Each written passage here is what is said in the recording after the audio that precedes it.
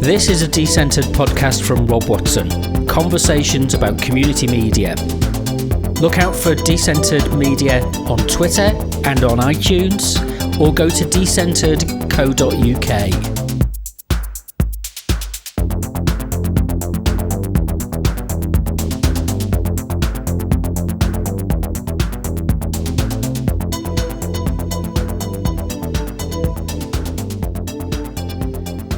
Hello, Rob Watson here for Decentered Media, and I'm just taking 10 minutes out from what's going to be a busy day today. I haven't stopped for the last few days to reflect on how the Decentered Media discussions for World Radio Day went on Saturday.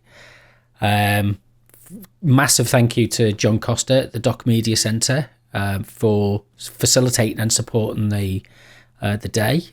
Tea, biscuits, encouragement, facilities, Wi-Fi, and really good questions and prompts, and as ever, a really good partner on these things. And it kind of took a life of its own the whole day. John and I were chatting, and he suggested that, why not do... I was thinking about how to celebrate the 100th episode of the Decentered Media podcast, and John suggested, let's invite a few people and we'll do a session and we'll host it at the Doc Media Centre. So I sent out an email to some friends and people I know, and got a really positive response, and everybody wanted to take part, and so I'm really grateful for all the people who contributed and helped facilitate and brought other guests in. It was a really fascinating approach to bringing people together across different platforms and to engage in a meaningful conversation about things which are not often talked about or discussed in great detail. And so there's two elements to my reflection, really. One is the way in which the process worked, and then what it enabled. So the process was, and this is the second or third time I've done this, so I'm not very good at capable at making sure it goes without a glitch, is you bring people together on a Zoom meeting. I don't have the paid webinar set up, I just have the basic Zoom meeting. And then you live stream it out to YouTube so it can go out to a wider audience. And the distinction between the two is quite useful, because you can control and engage with people in the group in a way they've got a bit more confidence, because there's not a big audience there on Zoom. But then you also lose that ability to see who else is taking part in the discussion.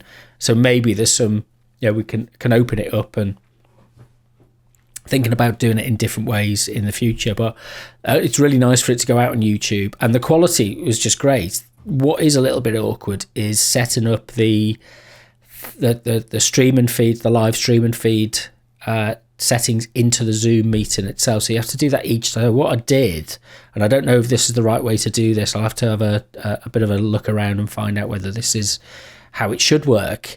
But what I did was, for each session, I did a separate Zoom meeting.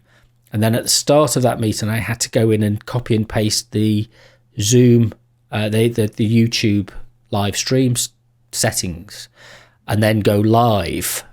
So I don't know I wasn't quite in control of what was going out on YouTube. So it's kind of the go live button isn't quite so easy to use. And in the first session with Siobhan Stevenson, I kind of cut her off in mid-flow just as we got started. But fortunately, I was able to get back into the Zoom call, and there was no interruption. So that was useful, and it went out. And then for the next 40 minutes, the conversation flowed really well. So that was a bit of kind of managing. That was kind of the hardest thing to do through the day, but really liberating in a way that it brings this teleconference, and that we've all discovered now, brings people together to connect in this way. And it's not ideal, and there's different ways people using phones rather than PCs and laptops, to people using tablets. There's a whole variety of different ways that people use things. My experience is use headphones, and use the microphone that's often built into the PC or the laptop, or rather than the microphones that are built into the headphones. Most people don't have headphones now that are just ordinary headphones. They're, the devices that we get now, we've got earbuds and things, and sometimes the connection can be a bit hit and miss. But we're finding out. We're inventing this form of community media as we go along. And then the other, the interaction, I think, was really useful. So what we were able to do was take some of the comments and points that people were raising on YouTube and feed that back into the discussion. So although there's a delay of about 30 seconds from the YouTube stream, it is useful to be able to curate those comments and to feed them back in. So I was quite pleased with that. And then what did it enable people to do? That was I've not listened back to any of the content properly yet. I've edited them and posted them up on, they're up as podcasts. They're on iTunes and Google as a podcasts. You can go via the Decentered Media website, and I've also done a video version. And they really, so I've not listened and re-listened with the content because I was monitoring and I was thinking of what questions to engage with people, but I was engrossed in the conversation. That was really nice. You're listening to what everybody's saying, and you're thinking about what the next positive point is that's going to be made, that you're really just as a facilitator creating the space for people to make their points in a positive way. You're not attacking anybody. You're not trying to catch them out with anything. You're not self-aggrandizing yourself. It's not about me. It's not about how important the presenter is. It's about how do we share and collaborate and develop our ideas. So one of the things I always think that's really nice when this happens well is you can tell that people are thinking an issue through. And maybe our opinions change. And mine do all the time. I go into these conversations thinking one thing, and I come out thinking something else.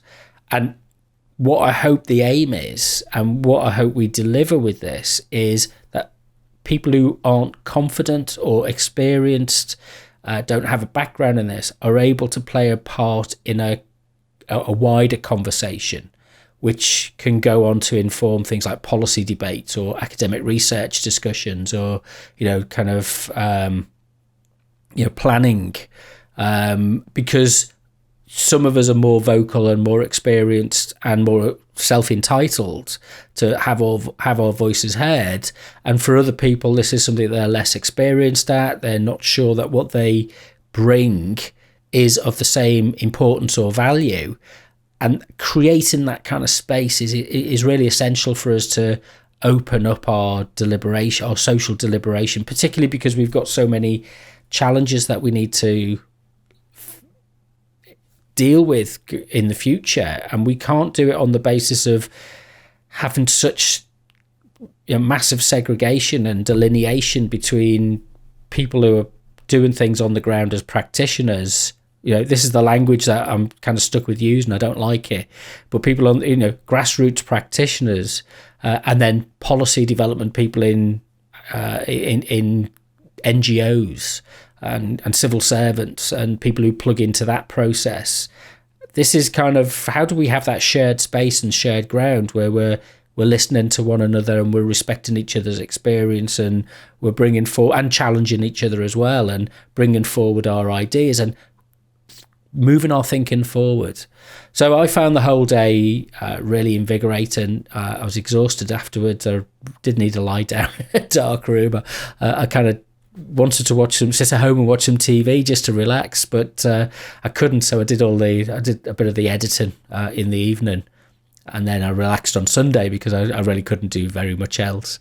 But it was great to have so many, brilliant participants. Lucinda Guy, Joe Coleman, Siobhan Stevenson, Kate Baker, Katie Moylan, the John Costa, of course, Juan Pardo, and so many new people, Marla King, so many people. It's just, it was people that I'd not met before or talked to before. Vanessa from Derby Sound Community Radio. It was just really nice to be able to chat with people that I'd not had a conversation with before. So hopefully we'll follow this on with other conversations and discussions at a later date. So I'll try and line up some future podcast episodes, and maybe in a few months' time we might do another day like this.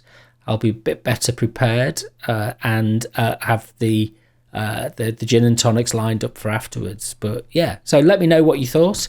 If you were listening, if you've picked them up later on. Although we did the event as a kind of live event, a lot of the material is going to be shared and recirculated and picked up afterwards. So it's kind of the long tail of engagement, which is really great.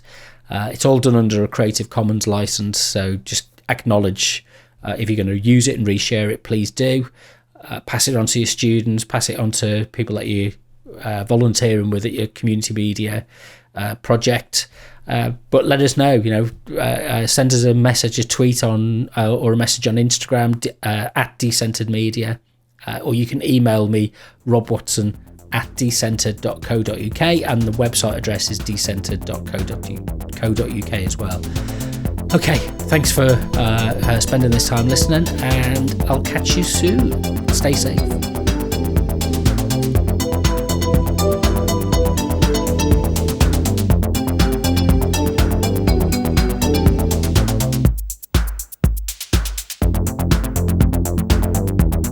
You've been listening to the Decentered podcast. I'm Rob Watson. If you want to find out more information, contact me on Decentered Media via Twitter or go to decentered.co.uk.